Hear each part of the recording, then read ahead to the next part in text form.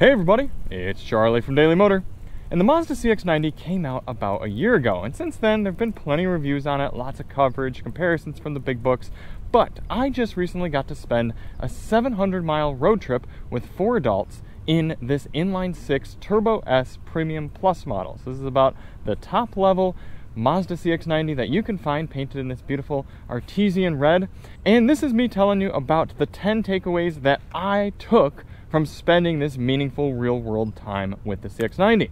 So in this video, we're going to go over the cons, we're going to go over the pros, and then at the end, I'm going to rank this on the Daily Motor Leaderboard. So if you do want to see more on the CX-90, check the link below. We've got a dedicated fuel economy test, an infotainment breakdown, a review of the Bose sound system, and you can find first drive coverage as well. And I suspect that you can find plenty of full dedicated traditional style reviews on the CX-90, so that's why I thought they'd be a little bit more useful to go about it in this method for my coverage. Now the first con comes in this being a practical 3-row family hauler style vehicle. Mazda's billing it as a little bit more of the driver's or enthusiast choice for having a 3-row crossover, and that's perfectly fine. That's a niche that might be small but still should be filled. However, if you do plan on using the CX-90 as a family mobile, you need to know that there are some drawbacks that Mazda put in here. And the most glaring is the lack of usable space. You get in the driver's seat here and you start looking at this quite attractive center console area, but then you realize, okay, we've got a wireless device charger there. That fits a pretty good sized phone, but that is all that storage there. So one phone can go there. You open it up. You get 2 fairly small cup holders. My 32-ounce water bottle would not fit in here, but Alyssa's 24-ounce hard water bottle did. You've got this big area for a shifter that takes up a lot of space, and admittedly, it's starting to look a little bit dirty, although, gotta give it to them, no piano black plastic, so that's good. You've got this nice area for the infotainment control, which we're going to talk about later. I do appreciate, but again, takes up a lot of space. And then you open this, and this is one of the smallest center consoles that I've seen in this class of vehicle. And yeah, we've got some felt lining, that's good, 2 USB-C ports, but this is a standard size ball cap, and you see that takes up the entire center console area. All of that being said, if you get in this vehicle with 2 adults and they've each got cell phones, they've each got water bottles, maybe a secondary drink if you're getting fast food, and you get a book, you get some sunglasses, which there is a sunglasses holder up here, so that's good for one person. This front area gets filled up very, very quickly. The door pockets are average size. They fit a water bottle and a little bit more, but not too much else. So that's just for grown adults without kids. If you factor in having children in the back and you need all of the accessories that come with having children, this front area is going to get filled up very, very quickly. And it did get filled up quickly for us. You often get the situation where the passenger is just holding on to his or her cell phone because there's no place to put it up here. Then on top of that, the wireless device charger was making my phone too hot, so I was finding myself keeping my phone over in the door pocket and having this area be used for either dead space, or if you were to turn off the wireless charging within the infotainment system, then you could use it to put keys up there or wallets or something like that. Furthermore, on the topic of this being a family style vehicle, or again, even in our use case where I was getting in and out of the vehicle throughout the week, the rear doors don't have any touch control for the proxy key, which means if I close this, lock the car, and I come up to it with a backpack on or a baby or a bag or anything like that, the rear door doesn't unlock by touching it. I'd either have to take the key out of my pocket, unlock it, or reach up here, press, and go there. Very, very small, very subtle, but should be noted that once you're starting to get up toward the $60,000 price point, it's something that some vehicles have, and it does make it a lot more convenient to access that without that one extra step. A lot of these family hauler style vehicles are all about streamlining your day-to-day interactions with the car. So that's one miss. Next con we noticed, spending time with the car. And I need to do a little bit more research to see if this is average or atypical, but the liftgate doesn't open that high. And myself at 5'10", I run into it just barely, but we had somebody in our car that was 6'2", and he hit his head hard twice on this rear liftgate getting in and out of it. And standing here in the parking lot, it is tough to say. I mean, it's got this pretty dramatic curve right here. I'm gonna have to start finding some way to standardize this measurement and compare it to some other vehicles, because it is hard for me to tell right now if this is lower than most. But you can push it up an extra few inches, and that helps a little bit, but it won't manually open there. And I have checked, it is opened to its full height. So I don't know. That's something that maybe is not a complaint unique to the CX-90, but at least for us, my buddy hit his head twice on there and I felt bad for him. Next complaint is specifically passenger seat adjustments and really driver seat adjustments, but a little bit more broadly than that, it's overall luxury niceties.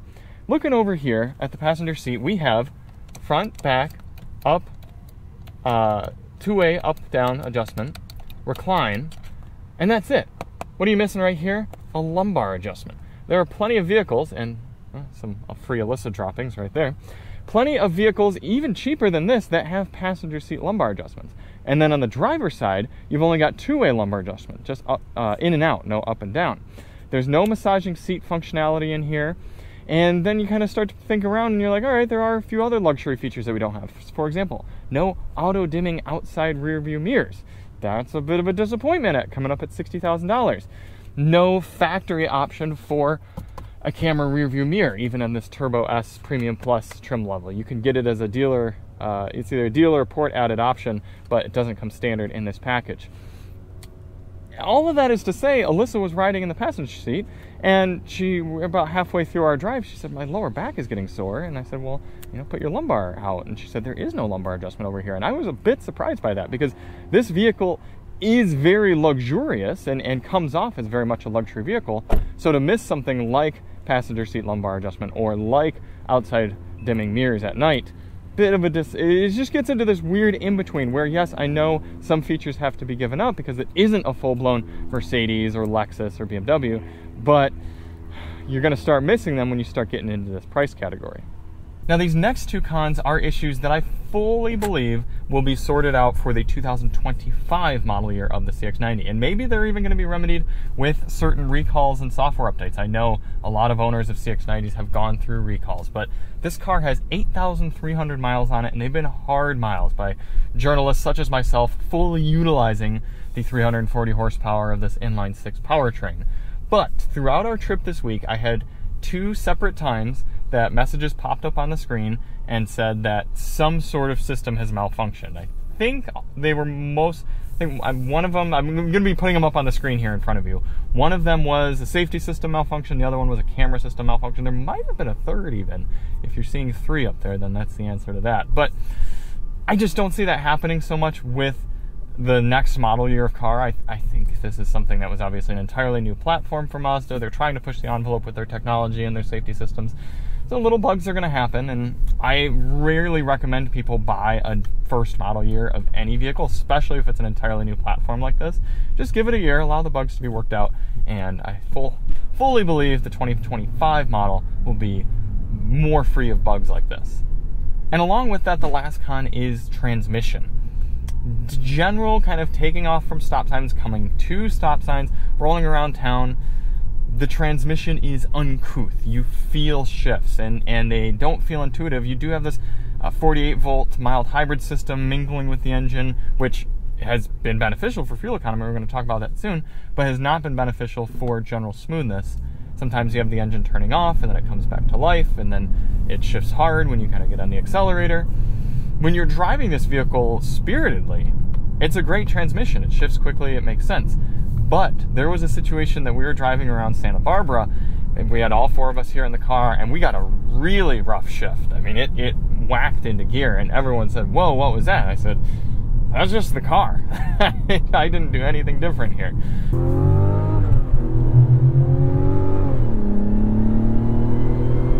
So again, I do think they can improve the transmission logic and the shifting and the smoothness for next model year, but that's something that I did not care for with my time here in this 2024 model. So those are the cons I picked up on over my week with the car, but I gotta say, they're fairly minor compared to the pros of this car. And first off is the styling. Now, I do dramatically go back and forth between my opinions on the styling of this car, because on one hand, I don't like the front end or the rear end styling as much as I do the Mazda CX-5. I think the CX-5 and CX-30 are some of the most attractive cars that Mazda makes. And this one does have some strange proportions in the rear, and I don't know if I like the more roundish, stubbier headlights in the front, But what I do appreciate is that it's striking. The chrome bits, this new artesian red paint, you can obviously get it with the classic Soul Red Crystal. You can get it in a lot of other cool colors. This accent right here saying inline 6 for this powertrain or PHEV for the plug-in hybrid. A lot of the styling just works for me. And then we get into the interior styling, and same thing. This tan interior looks fantastic. You've got some Alcantara inserts on the seats. You've got Alcantara up on the dash. It's a very cohesive, attractive layout. No piano blacks, which is both functional and more attractive in my eyes. Everything works. The two-tone steering wheel, the beautiful gauge cluster with the fonts that they've chosen, and the infotainment fairly baked into the dash, the door panels. All of the styling works, it's cohesive, and between the way everything looks and the way everything feels, the materials they chose to use, even in the back, I mean, you still got this kind of cross-stitch quilted Alcantara and leather. The center console, again, they avoided piano black, love that. Everything works and everything looks nice and cohesive, and I think they did a bang-up job. On top of just making everything look good and feel nice, they made everything work well too. The ease of use with this car, especially for more of a 4-person style use case, is really, really good. First off, opening up the doors, they open very wide, especially in the rear, and this is going to help if you do have kids or even just adults getting out. This is nearly a 90-degree door opening, very easy to get car seats in and out. If you need to get into the third row, oops, it's not even that, it's this one right here. That slides forward very easily. This can slide up from either back there or right here, and it's very easy to do from the back as well. Slide this seat back closed. Getting in the second row, look at all of these physical controls. We've got rear climate controls, which our passengers used a bunch. Back here, very straightforward use of everything that you have to touch and operate. Got seat recline coming back. And then most importantly, getting up into the front. Look at this in the center. What are these? Real physical climate controls. Real physical controls for the infotainment. Real physical, nice to touch controls on the steering wheel. When you slide yourself into the cabin, everything fits nicely. And while the infotainment and the shifter do take a little bit of getting used to, once you properly acclimate yourself to them, you find out how easy it is to use everything and how they didn't try to hide certain controls behind touch controls or buried into the screen. The general ease of use for this car is straightforward, and I really appreciate Mazda for that. Bringing the car to life, listening to it beep too many times. It doesn't beep quite as much if you have your seatbelt on already, but it beeps a little too much when you don't have your seatbelt on. But next, we see my next pro for the CX-90, and it is the infotainment. And this is going to be decisive because some people don't care for the knob-based infotainment system, but I promise you, if you spend time, if you learn all the shortcuts, such as holding down the home button to get to your Android Auto or Apple CarPlay, and then get used to using Apple CarPlay and Android Auto, or reach up and touch it when you're using Apple CarPlay or Android Auto, that can be very easy as well. And the fact that I was able to drive down the highway, busy, multi-lane traffic, LA highways here, with 3 other people in the car, we're talking, we're having a good time, and I was able to keep one hand on the wheel and my eyes on the road, and just very subtly make adjustments here in CarPlay. For example, I would do something like navigate to Chick-fil-A. There's a Chick-fil-A 1.9 miles away. Want to navigate there? And if I didn't want to answer via voice, I could just scroll through and say, okay, I want to go to this third one, click, hit start. And I'm doing all that with very subtle controls and still paying attention to the road. Or for example, when we wanted some music on, don't have to lift myself away and be tapping and looking away. Just when there's a good break in traffic, I can look away just slightly, just a little bit of angle off the road from my eyes, and click on the song that I wanted to play. Now, yes, certain operations take a few more rotary twists and clicks than they would simply reaching up and using the touchscreen. But once you get quick with using the system, it works very well. Along with the infotainment system is the 360 camera system. Now, this is fairly commonplace for this class of vehicle, but I do still think it's worth noting that it's nice to have, because this is not a tiny vehicle. So for me to be able to, for example, pull into this parking spot here, I got this 360 cam kind of showing me where the lines are. I can use the front, I can use the rears. It just helps me look a little bit better when I'm parking this car and keep it safer and keep it easier to use. Rolling up here, I can show you confidently that over the last 700 miles, since I reset the fuel economy, we have averaged 27.6 miles per gallon. And that was with 4 full-grown adults, our weekend's worth of stuff, driving on LA highways where I'm taking off and slowing down and dealing with traffic, and not generally just steady state cruising. This has been a mixture of all sorts of driving. And that is a particularly impressive result for a vehicle that makes 340 horsepower on premium fuel and drives as well as this CX-90 does. You're going to be hard-pressed to get those sort of numbers out of an engine like this, or really any vehicle in this class that doesn't have some serious help from electrification. And on top of that, when we tested this on our steady-state highway fuel economy test, we achieved 29 miles per gallon. That's just cruising at 70 miles per hour with just me in the car. And again, that's really impressive for this class. I mean, if you get yourself something like a Pilot or a Highlander or the Grand Highlander, even with the Hybrid Max, I mean, maybe with the base hybrid powertrain, you're probably going to do that well with the Grand Highlander, but then you're going to have an anemic powertrain. So any of those vehicles are going to be getting low 20s in this style driving. But this car, you get this sound and still get that sort of fuel economy just putzing around. I really appreciate that. That's really good. And that feeds me into my next pro with this car, and that's just the general driving experience. I probably wouldn't recommend the CX-90 if you're someone who's just doing driving around town to the school pickup and drop off and to your place of employment. At that point, you might as well just have a minivan if you're hauling the kids around regularly. But if you're someone with 1, maybe 2 kids, and you've got some decent roads around you, you're somebody who values driving, enjoys driving, and you don't have a bunch of crap that your kids or you are constantly lugging around, this CX-90 is very pleasurable to drive. It's the best driving experience I've had in a vehicle this size. The engine sounds cool. It's impressive to people. It's impressive to me behind the steering wheel. When we did get it out on some twistier roads, I was actually able to utilize the paddle shifters in sport mode, which you can see here. Gets us some cool red styling in the gauge cluster, a little animation, and I actually feel like sport mode makes sense in this car as a 3-row crossover as opposed to pretty much any of its competition.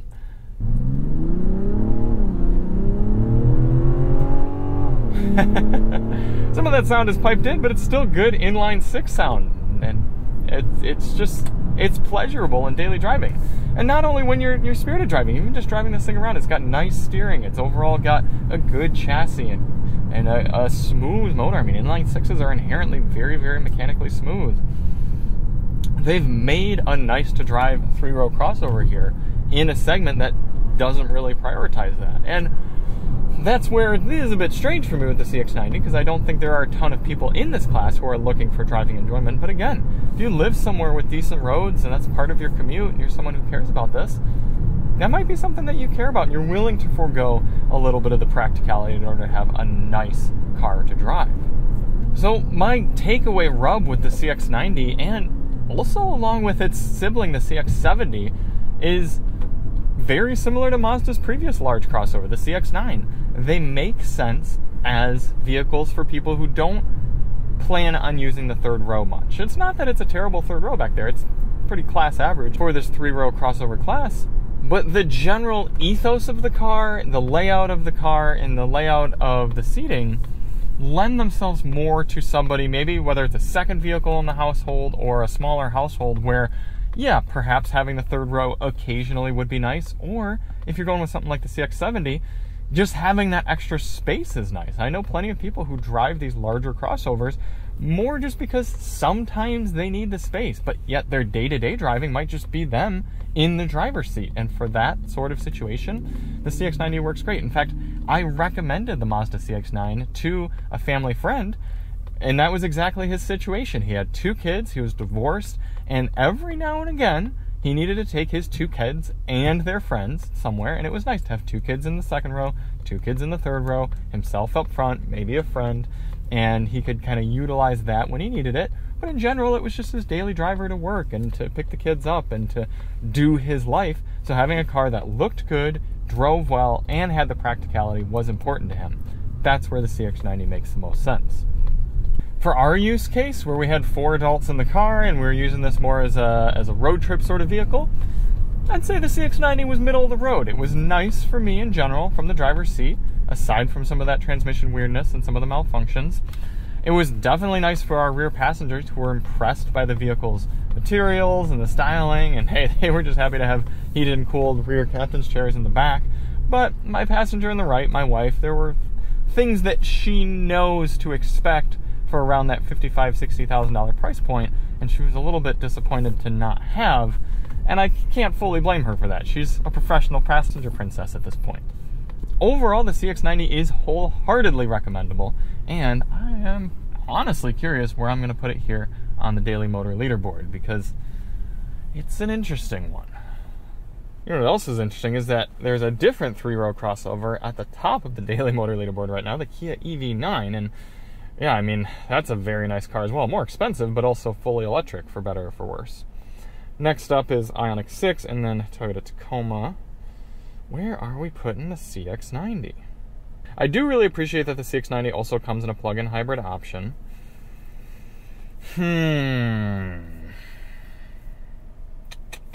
I think right around here, around 10th place, we're getting into those cars that are really good if you're the intended buyer. And I think that's where the CX-90 deserves to live. It is quite niche. You know what? I'm surprised I have the Prius as high as I do. I think we're going to go right here. I think we're going 10th place. Yeah. 10th place, right above the Polestar 2 and below the Toyota Crown. It's strong, it really is, but you gotta be the right sort of buyer, and even in that case, you've still got options. I mean, you could step up to Acura MDX, you could go Volvo XC90, you could even go Mazda CX-90. There are trade-offs that you have to make in this class, and for just the right person, the CX-90, just the right car. So thank you all so much for watching. If you do want to see more on the CX-90, check the link below, and we'll see you on the next one. I'm Charlie from Daily Motor, and as always, drive on.